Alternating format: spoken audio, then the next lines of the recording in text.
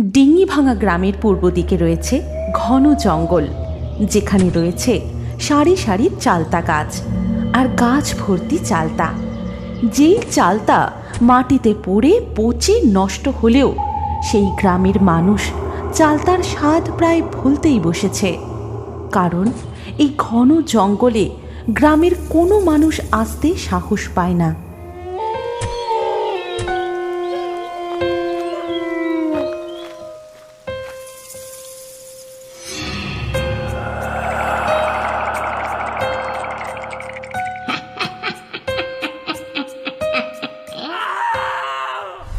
কিন্তু আজ বানি আর ডকাইদের বাড়িতে চালতা দিয়ে টকের ডাল রান্না হচ্ছে।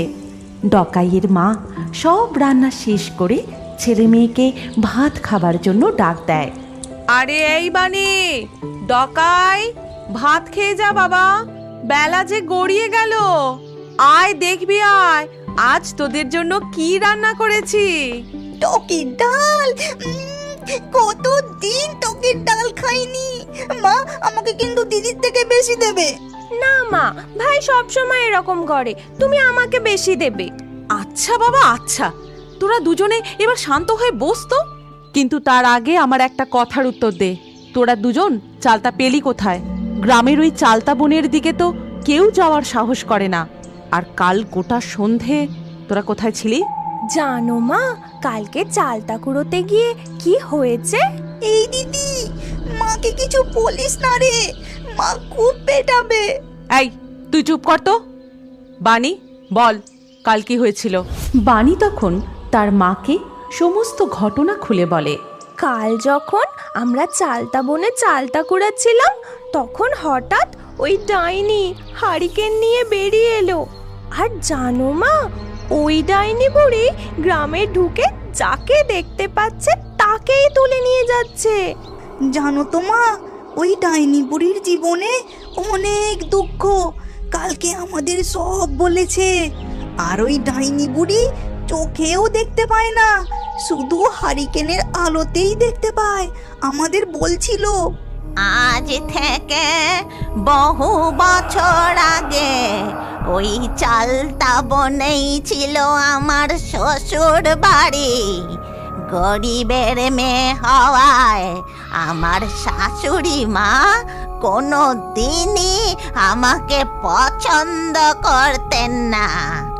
এমনই একদিন, বৌমা, ও বৌমা, আরে ও বৌমা। হ্যাঁ মা, বলুন। বলি কানের মাথাটা কি খেয়েছো নাকি? এতক্ষণ ধরে ডাকছি আর সূর্যি যে মাথার উপর উঠে গেল। সকালের চা জল খাবারটা কখন পাবো? এই তো মা, আমি এক্ষুনি করে আনছি।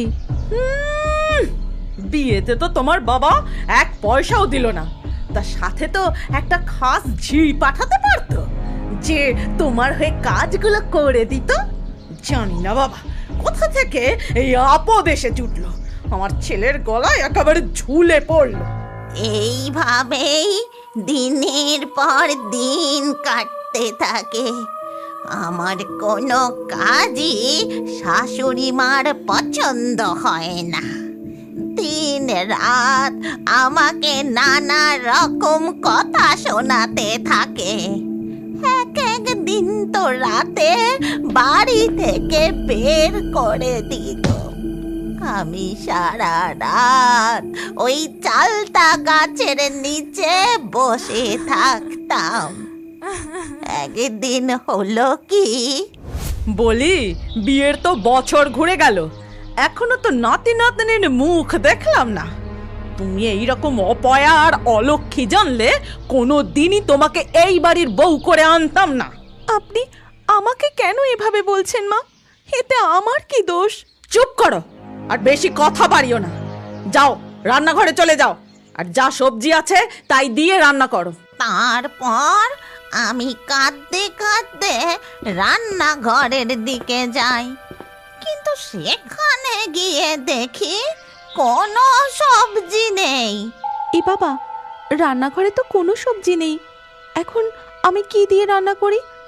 কিন্তু সময় মতো রান্না না হলে তো আবার মা আমাকে কথা শোনাবে। যাই, গাছ থেকে চালতা পড়েছে কিনা দেখি।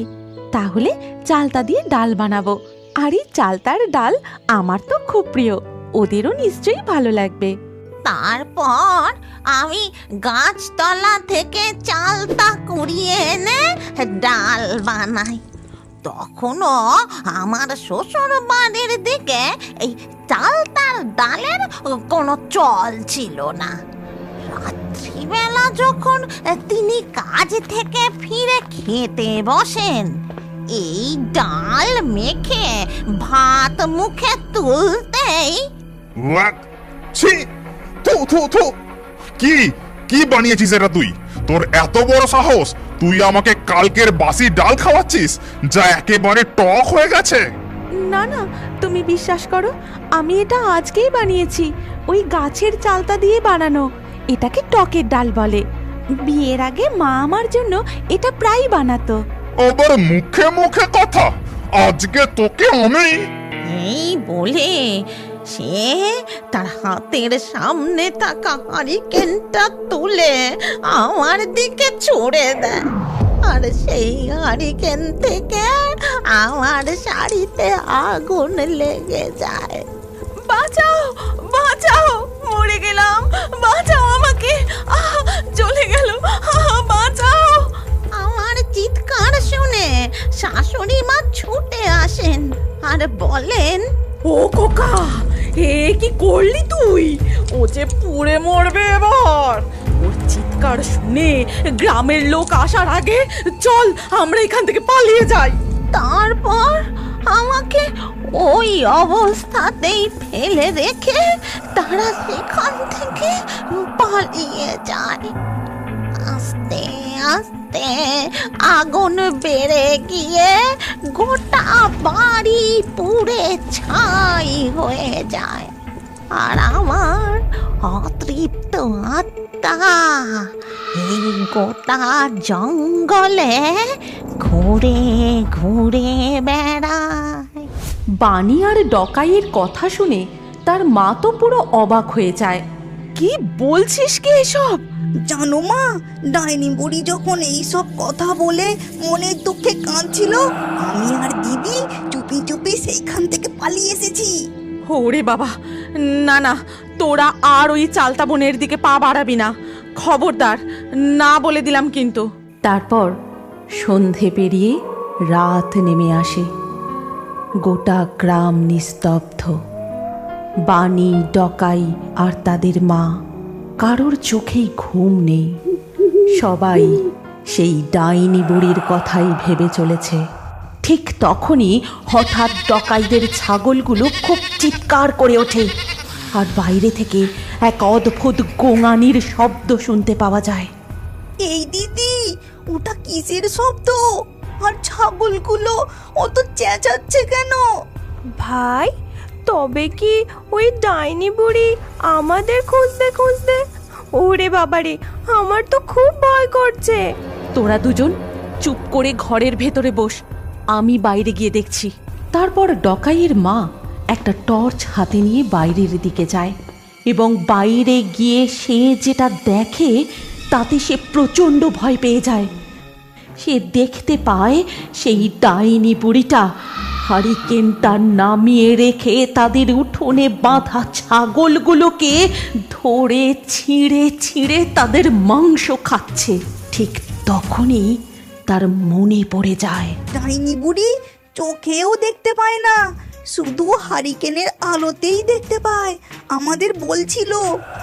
সেই মুহূর্তেই ডকাইয়ের মা তার হাতের টর্চটা ওই ডাইনির হারিকেনের দিকে ছুঁড়ে মারে, আর হারিকেনের কাঁচ ভেঙে টুকরো হয়ে যায়। এই কে রে? কার এত বড় সাহস? এই বলে যেই ডাইনি বুড়ি হারিকেনটা তুলতে যাবে, অমনি ডকাইয়ের মা গিয়ে সেটা ফুঁ দিয়ে নিভিয়ে দেয়, আর জোরে জোরে চিৎকার করে ডাকতে থাকে, কে কোথায় আছো গো? তাড়াতাড়ি এসো, গ্রামে আবার ওই ডাইনি বুড়ি ঢুকেছে, তাড়াতাড়ি এসো। তার চিৎকার শুনে গ্রামের লোকজন লাঠি সোটা নিয়ে বেরিয়ে আসে।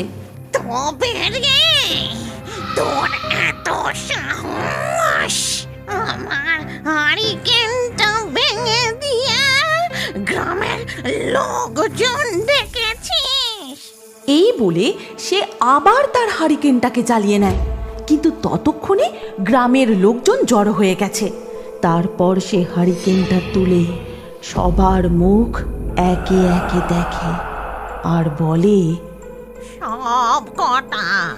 সব কটার মুখ আমি দেখে নিয়েছি। তোদের এত সাহস, তোরা কি না আমায় জব্দ করবি? তোদেরকে আমি দেখে নেব আমি। এই কথা বলে সে তার হারিকেন নিয়ে জঙ্গলের দিকে চলে যায়। আর জঙ্গলে প্রবেশ করতেই শোনা যায় এক ভয়ঙ্কর হাসির আওয়াজ। তার হারিকেনের আলোর সামনে যে আসে সে আর বেঁচে ফিরতে পারে না। তাকে মেরে সে জঙ্গলের দিকে টেনে নিয়ে যায়। প্রতিদিনের মতো সন্ধে পেরিয়ে গভীর রাত নেমে আসতেই ডিঙি ভাঙা গ্রামের চালতা বন যেন ঘুটঘুটে অন্ধকারে ছেয়ে যায়। সেই অন্ধকারেই হারিকেন হাতে নিয়ে বেরিয়ে আসে এক ডাইনি বুড়ি। শরীর তার জীর্ণ, সোজা হয়ে সে হাঁটতে পারে না। চুলগুলো যেন তার মাথায় জটা পাকিয়ে রয়েছে। সে বেরিয়ে এসে প্রতিদিন একটা একটা করে চালতা কুড়িয়ে বস্তায় ভরে রাখে। একটা চালতাও সে এখান থেকে কাউকে কুড়িয়ে নিয়ে যেতে দেয় না। আর তার এই গোটা চালতার বন পাহারা দেয় তার দুই চেলা, হামদো আর মামদো। এই হামদো, মামদো, বলি মুখ পোড়া মিনসে দুটো গেলি কই? তোদের দেখতে পাচ্ছি নে কেনে? ডাইনি বুড়ির ডাক শুনে হামদো আর মামদো চালতা গাছ থেকে বুড়ির সামনে নেমে আসে আর বলে, এই তো আমরা তোমার সামনেই দাঁড়িয়ে আছি। তারপর হামদো আর মামদো ডাইনি বুড়ির হারিকেনের সামনে আসে। আসলে ডাইনি বুড়ি চোখে ভালো দেখতে পায় না, হারিকেনের আলোই তার সম্বল। তারপর হারিকেনটা হামদো আর মামদোর সামনে তুলে ধরে। শোন, তোরা ভালো করে চালতা বনকে পাহারা দে। আমি একটু গ্রামের দিকে যাচ্ছি। খিদে আমার পেট জ্বলে যাচ্ছে। যতই খাচ্ছি এই জম্মের খিদে যেন আর আমার মেটে না। দেখি গ্রামের দিকে কোনো মুরগি, ভেড়া, ছাগল কিছু পাই কিনা। এই বলে ডাইনি বুড়ি তার হারিকেন হাতে নিয়ে সেই গভীর রাতে গ্রামের দিকে যায়। আর সেখানে গিয়ে একটা বাড়ির সামনে সে ঘুরতে থাকে আর কর্কশ গলায় সে একই কথা বারবার বলতে থাকে। খিদে পেয়েছে, আমার খুব খিদে পেয়েছে। হাতের সামনে যাকেই পাবো তাকেই ছিঁড়ে ছিঁড়ে খাবো। কাউকে ছাড়বো না, আমি কাউকে ছাড়বো না। সেই সময় ওই বাড়ির ভিতরই এক নববিবাহিত দম্পতি বসে গল্প করছিল। বলছি গিন্নি, তুমি বাড়িতে এত গয়নাগাটি আর পড়ে থেকো না। গ্রামে চোর ছেঁচোরের যা উপদ্রব, খবর পেলেই ব্যাস। তুমি বরং কাল সকালেই সব গয়না খুলে আলমারিতে ভালো করে তুলে রেখো। হ্যাঁ গো হ্যাঁ, তোমাকে কোনো চিন্তা করতে হবে না। এখন চলো তো, অনেক রাত হয়ে গেছে, এবার ঘুমিয়ে পড়ো। ঠিক তখনই তারা বাইরে কিসের যেন একটা শব্দ শুনতে পায়। তখন বাইরে কিসের যেন একটা শব্দ শোনা যাচ্ছে। আমার সন্দেহটাই কি ঠিক? নিশ্চয়ই কোনো চোর এসেছে। তুমি এখানে চুপটি করে বসো, আমি বাইরে গিয়ে দেখছি। ব্যাটাকে আজ মেরে মাথা ফাটিয়ে দেব। এই বলে সে একটা লাঠি হাতে নিয়ে বাইরের দিকে বেরিয়ে যায়। ওগো ওগো শোনো, তুমি একা যেও না, শোনো শোনো আমার কথা। এই কে রে? কে চুরি করতে এসেছিস? সাহস থাকলে সামনে এগিয়ে আয়। তারপর সে এদিক ওদিক তাকাতেই দেখতে পায় হারিকেন হাতে কে যেন একটা উঠোনের সামনে দাঁড়িয়ে আছে। সে প্রচণ্ড রেগে গিয়ে তার দিকে এগিয়ে যায়, আর এগিয়ে যেতেই ডাইনি হারিকেনটা তুলে তার মুখের দিকে তাকায়। তার দিকে তাকাতেই লোকটি প্রচণ্ড ভয় পেয়ে যায়, সেখানেই থরথর করে কাঁপতে থাকে। সেই ডাইনি বুড়ির চোখ থেকে যেন সে চোখ সরাতেই পারে না। অনেক অনেক চেষ্টা করেও তার গলা দিয়ে কোনো আওয়াজ বেরোয় না। সে চিৎকার করে কাউকে ডাকতে পারে না। এতক্ষণ হয়ে গেল, মানুষটা এখনো এলো না। কোথায় যে গেল? আমি কি একবার বাইরে গিয়ে দেখবো? না না, আমার ঠিক ভালো মনে হচ্ছে না। আমি নিজেই একবার গিয়ে দেখি। বাইরে গিয়ে সে এদিক ওদিক দেখতে থাকে, কিন্তু কোথাও কাউকে দেখতে পায় না। তারপর সে উঠানে দেখতে পায় তার স্বামীর হাতের লাঠিটা সেখানে পড়ে রয়েছে। কাছে যেতেই হারিকেনের আলোয় সে যা দেখে, তাই দেখে তার চোখ কপালে উঠে যায়। সে দেখতে পায় মাটিতে লাল রঙের রক্তের বন্যা বয়ে যাচ্ছে। প্রচণ্ড কান্নায় সেখানেই সে ভেঙে পড়ে। এ কি? হায় গো হায়! হে আমার কি সর্বনাশ হলো গো! গভীর রাতে যে তাকে নিশিতে ডেকে নিয়ে গেল। ও গো, কে কোথায় আছো গো? বেরিয়ে এসো, বাঁচাও বাঁচাও, আমার স্বামীকে বাঁচাও। তার কান্না শুনে আশেপাশের সমস্ত লোক সেখানে ছুটে আসে। সেখানে এসে এই ঘটনা শুনে তাদেরও হাড় হিম হয়ে যায়। তারপর গ্রামের এক ব্যক্তি বলে, ও বাবা, এই যে নিশির ডাক, গ্রামে কি আবার ভূত পেতের নজর পড়লে নাকি? তবে তো খুব সাবধানে থাকতে হবে। এইভাবে বেশ কয়েকদিন কাটতে থাকে। যেদিন যেদিন ডাইনি বুড়ি খিদের জ্বালায় থাকতে পারে না, সেদিন সে হারিকেন হাতে নিয়ে গ্রামের ভিতরে আসে। আর তার হারিকেনের আলোর সামনে যে আসে, সে আর বেঁচে ফিরতে পারে না। তাকে মেরে সে জঙ্গলের দিকে টেনে নিয়ে যায়। শুধু সকালবেলায় গ্রামের লোক দেখতে পায় সেই জায়গায় রক্তের বন্যা বয়ে গেছে। একদিন সকালবেলায় কমলা তুলসী তলায় পুজো করছিল। ঠিক সেই সময় বানি আর ডকাই তার কাছে এসে বলে, মা, ও মা, আমাদের খুব চালতা দিয়ে টক ডাল খেতে ইচ্ছে করছে। আমি আর দিদি যাব চালতা তলা থেকে কটা চালতা কুড়িয়ে আনবো। খবরদার না, ওই চালতা তলার দিকে একদম পা বাড়াবি না বলে দিলাম। অত গভীর জঙ্গলে কোথায় না কোথায় সাপ খোপ থাকবে। তারপর এখন গ্রামে যা সব শুরু হয়েছে, না, একদম যাবি না। ও মা, আমাদের যেতে দাও না। আমি আর ভাই যাব, কয়েকটা চালতা কুড়িয়েই চলে আসবো, একটুও দেরি করব না। হ্যাঁ রে বানি, তোর ভাই নয় ছোট, কিন্তু তুই তো বড় হয়েছিস, তুইও ওর তালে তাল মেলাচ্ছিস। চুপচাপ গিয়ে দুজনে পড়তে বস, তোদের যেন আমি বাইরে না দেখতে পাই। আর জোরে জোরে পড়বি, রান্নাঘর থেকে যেন আমি পড়ার আওয়াজ শুনতে পাই। এই বলে কমলা সেখান থেকে চলে যায়। তখন বানি তার ভাই ডকাইকে বলে, কি হবে রে ভাই, মা তো আমাদের কিছুতেই যেতে দিচ্ছে না। কিন্তু আমার তো চালতা দিয়ে টক ডাল খেতে খুব ইচ্ছা করছে। তুই চিন্তা করিস না দিদি, মা যখন দুপুরে ঘুমোবে আমরা খেলতে যাওয়ার নাম করে চলে যাব। আর সন্ধে হবার আগেই চালটা কুড়িয়ে বাড়ি চলে আসবো। ব্যাস, কেলটা ফতে, মা কিচ্ছু বুঝতে পারবে না, আর বকবেও না। তারপর সেই কথা মতো তারা চুপি চুপি বাড়ি থেকে বেরিয়ে চালতাতলার দিকে চলে যায়। সেখানে গিয়ে এত গভীর বন জঙ্গল দেখে বানি আর ডকাইয়ের গা ছমছম করতে থাকে। তারপর তারা যেই ডাইনের চালতা গাছের তলা থেকে চালতা কুড়িয়ে বস্তায় ভরে, তখনই হঠাৎ আকাশটা কালো মেঘে ছেয়ে যায়। প্রচণ্ড দমকা বাতাস বইতে শুরু করে। এই দেখে বানি আর ডকাই প্রচণ্ড ভয় পেয়ে যায়। তারপর শুরু হয় মুষলধারে বৃষ্টি। তখন তারা ওই গাছের তলাতেই চুপটি করে দাঁড়িয়ে যায়। দেখতে দেখতে সন্ধ্যা নেমে আসে।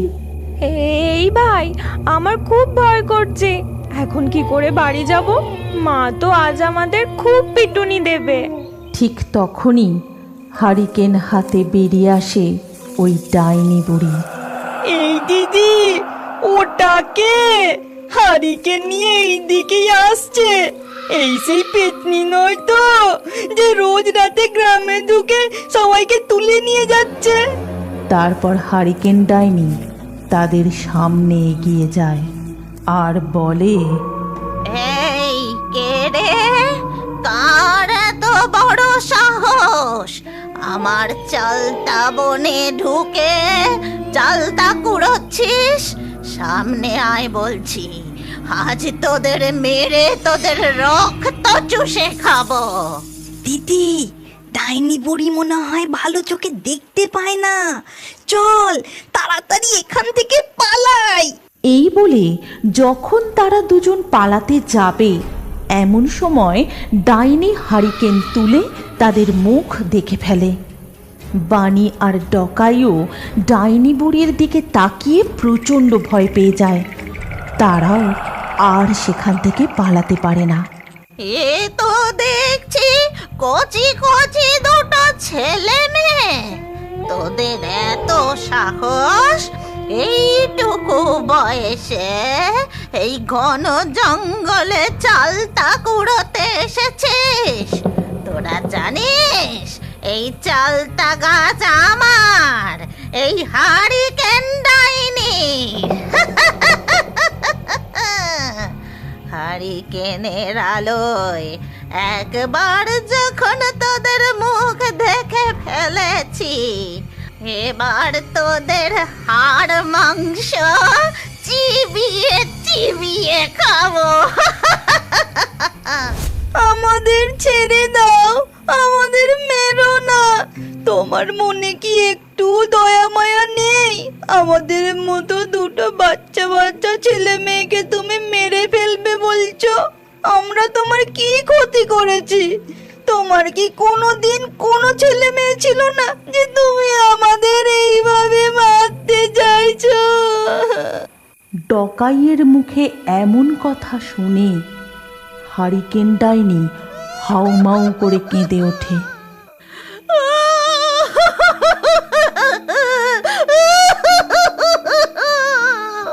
শুনবি শুনবি তোরা আমার সাথে কি হয়েছিল? কেন কেন আমার আত্মা এই চালতা বনে হারিকেন হাতেই ঘুরে বেড়ায়? শোন শোন তাহলে। তুমি কি জানো আমাদের গল্পের মধ্যে তুমিও থাকতে পারো? কি করে? প্রথমে আমাদের পিক্সটোন চ্যানেলটি সাবস্ক্রাইব করো, তারপর তোমার নাম কমেন্টে লিখে দাও। লাকি ড্রয়ের মাধ্যমে তোমাদের নাম বেছে নেওয়া হবে। কার কার নাম দিয়ে আমাদের নতুন কার্টুন গল্প তৈরি হয়েছে সেটা দেখার জন্য স্ক্রিনের ওপর এই ভিডিও কার্ডে ক্লিক করো।